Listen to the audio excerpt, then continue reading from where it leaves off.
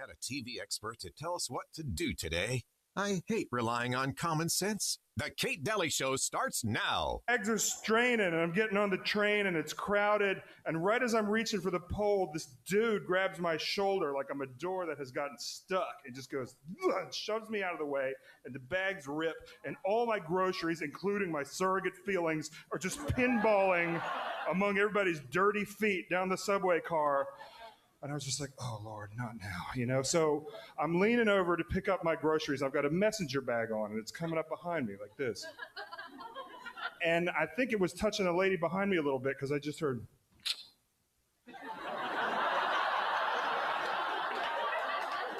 And I looked back, and somebody, I don't know, whatever.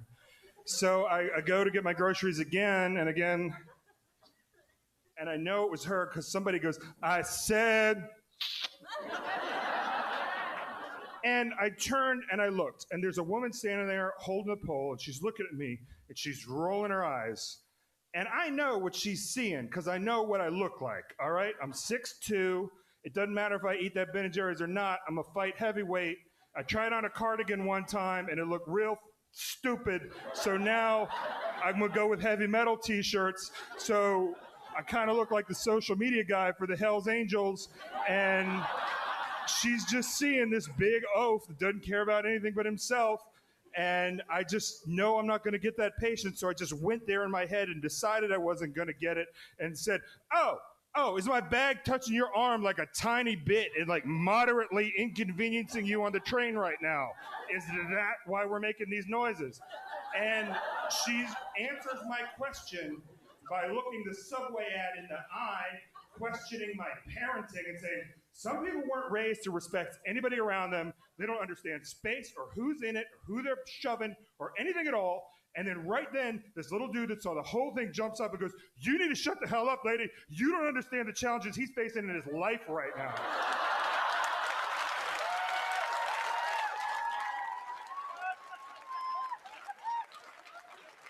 All right, because you crying about a bag touching you on the arm. He got $1,400 worth of soup cans at Ben & Jerry's rolling up and down the F train. You need to step back, get some perspective, see your place in this world, and then shut up. Am I wrong? Tease me up. And I'm standing here just adrenaline like this. And on the inside, I was like, oh, I would have phrased that so differently. But on the outside, I was like, yeah, that's basically how it went down. And she goes, oh, I see. Well, I happen to have several extra bags here. Would you like them? And so empathetic and understanding in such a hateful way. And I was like, yeah, that's super. I'll take your stupid bags. And she gets them out, and we're just cramming my groceries into the bag, making eye contact the whole time. Like this. She's like, take several extra. They're thin. I would hate for this to happen all over again later. Yeah, that's a great idea, lady. I appreciate that. And we're just standing there like for several stops, just hating each other with our breath, but on the inside. Thank you. And then, and she just stands up and looks at me and goes, have a blessed day, baby, and leaves. And the one person that understands me in this world I never saw again. And that's why I hate this city, but I can never leave it, because there are so many beautiful, beautiful blessings to be found in this town if you scrape the patina of sheer rage off of everybody. I really love that clip. That was Jeff Zimmerman, Rage. I play it for a reason, because I always want us to remember, even through that funny account, welcome to the Kate Daly Show, last hour on a Friday, even that funny account that, we have good people. There are good people everywhere. And I never want to forget that, because it gives me a lot of hope in the future that there are good people. Not everybody is a lefty loony, thank goodness. Not everyone acts like that.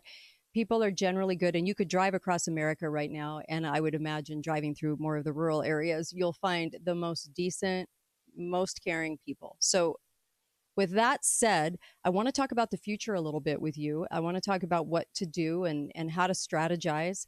There are a lot of, I think, younger people thinking if the economy goes down, if they destroy the dollar and jobs are lost and economy's down, what am I going to do?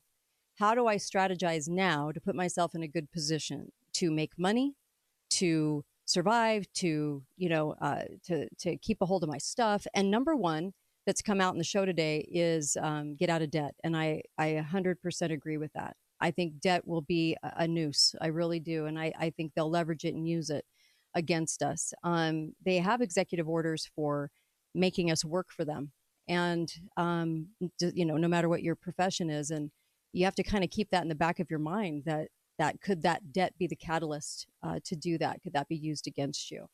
Home ownership, we've talked about. We've talked a little bit about food, how predictions made in 1969 by Dr. Richard Day are basically all coming true. It's really kind of scary in that way.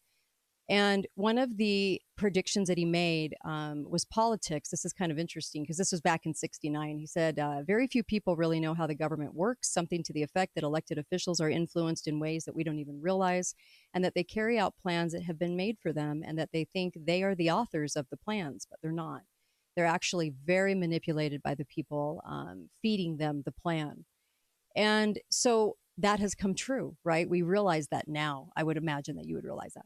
And then also that the UN, he said, he gave a prediction on the UN that efforts would continue to give the United Nations increased importance, and that people would become more and more used to the idea of relinquishing national sovereignty. We've seen that. Economic interdependence would foster this goal from a peaceful standpoint. Avoidance of war would foster it by the standpoint of worrying about hostilities. And it was recognized that by doing it peaceably was better than doing it by war, but it was stated that this point of war would become obsolete. So you're probably thinking, well, that's good news, right? But he said it was because of uncontrollable nuclear bombs that would sort of take the place as the big threat of war instead of war. I actually think, I don't know that I agree with that statement. Now, he said this back as an insider back in 69, said these plans are well laid. But I actually think biological warfare way more so than nuclear. You never want to destroy, right, the land that you want to occupy.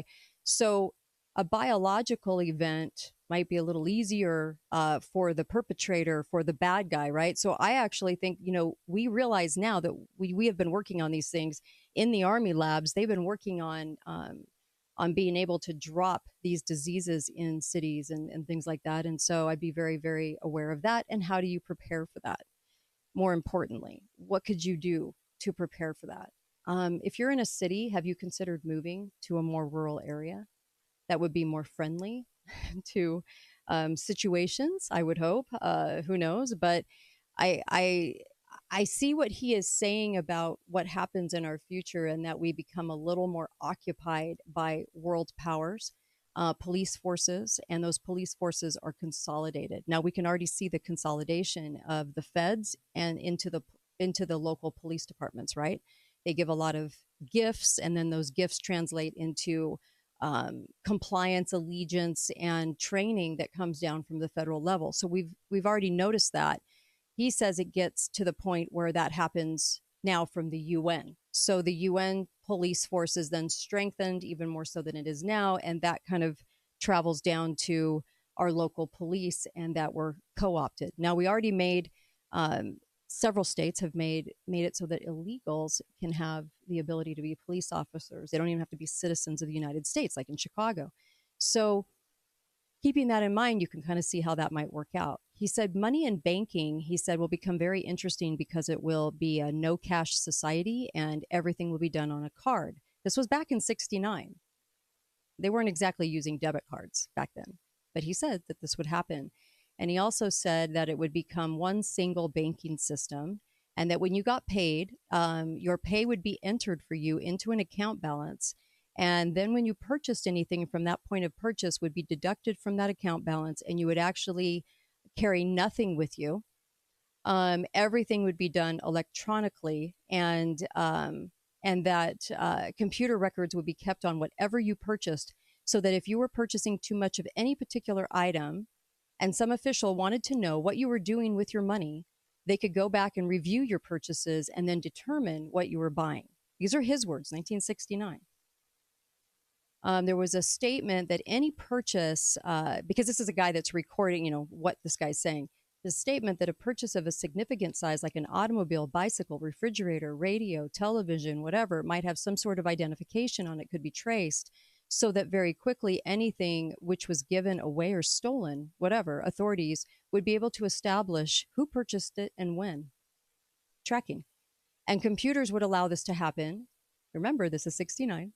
The ability to save would be greatly curtailed. People would just not be able to save any considerable degree of wealth. And also that the recognition of wealth represented power, and wealth in the hands of a lot of people is not good for the people in charge, so that if you save too much, you would be taxed more heavily on the amount. So people would be curtailed from doing it, could even become illegal. You could also be accused of being a hoarder if you're buying too much of one commodity for your household needs. And the more you save, the higher the rate of tax on your savings, so that savings could never really get very far. And also, if you begin to show a pattern of saving too much, you have your pay cut, because therefore you're making too much money in their eyes. Okay? You don't need all that money if you're putting away too much. So keeping that in mind, what would you do? What would you do to prepare for that?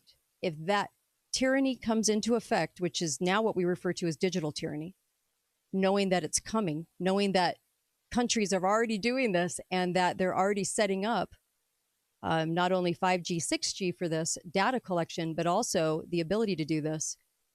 All the train tracks are being laid. What do we do? So here he lays out in 1969 what the plan was. That's coming to fruition. Now what do we do to prepare for that? Might be too late. I don't know. But keeping all this in mind, is there something you could set up within your community, within your neighborhood, that would be a little bit more underground, a little more, I don't know, something that you could do, some sort of exchange program with goods and commodities? I don't know. All I'm saying is think outside the box. And when I come back, I want to talk about Bosnia a little bit. I did a show on this in the past, and people wanted me to keep replaying it. But I do want to talk about it, and I do want to get your thoughts. 888-673-1450, coming right back. We're going to strategize about the future. Be right back. Hey, this is Steve engaging with Garage Over Only. Hey, Pete, what's crack-a-lackin'? Crack-a-lackin'? Yeah, you're not the only one who can talk all hip. Okay, Steve. We want to announce